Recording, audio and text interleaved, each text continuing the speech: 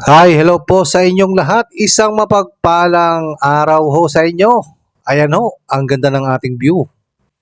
Ayan ho, nandito tayo sa tapat ho ng Manila Bay. Yan ho ang itsura ng Manila Bay ho dito sa atin hong pinag-stayan na hotel. Ayan, kita nyo ho yung mga sasakyan na nagdadaanan sa Rojas Boulevard. Yan ho yung Rojas Boulevard. At ayan ho, ang view na napakaganda. Dini ho sa may parting ermita ho ito, itong lugar na ito. Ayan, napakaganda ho ng panahon. Ngayon ho ay araw ng Lunes. Ayan ho, May 4, 2026. Ayan ho, marami ding nagja-jogging dito ho sa may gilid ng Rojas Boulevard. At ang napansin ho natin ay napakalinis ho ng Maynila. Napakaganda ho at wala kayong makitang mga basura o mga kalat.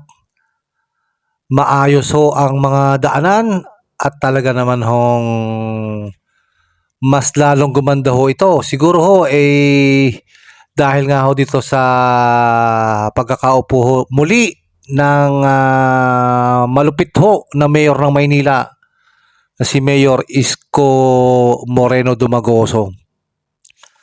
Alam naman ho natin na lahat ho ng lugar dito sa Maynila ay gusto niya nasa ayos, tahimik, at sabi nga ho niya ay malayang makapamumuhay ng maayos at matiwasay ang kanya hong mga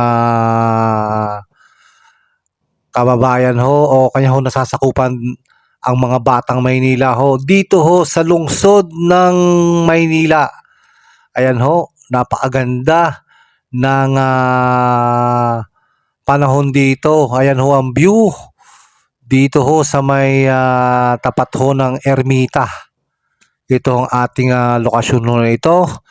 Pinili ho nating mag-stay dito na isang gabi at talaga hong pinili ko ito hong magandang view dito ho sa may Manila Bay.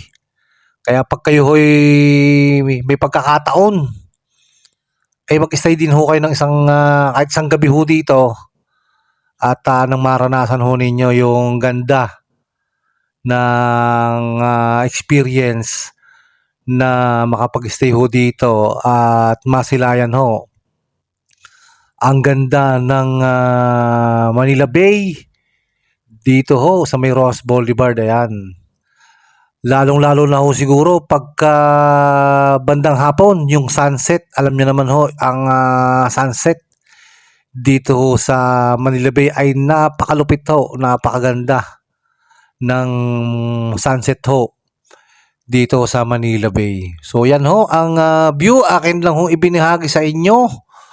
Ito hong napakagandang lungsod ng Maynila. Ayan ho, maayos, matiwasay, maaga pa ho ngayon at wala pa hong traffic.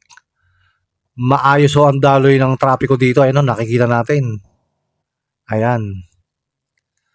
So hanggang dito na lang po muna ang ating vlog. Maraming salamat po sa panunood and God bless po sa inyong lahat.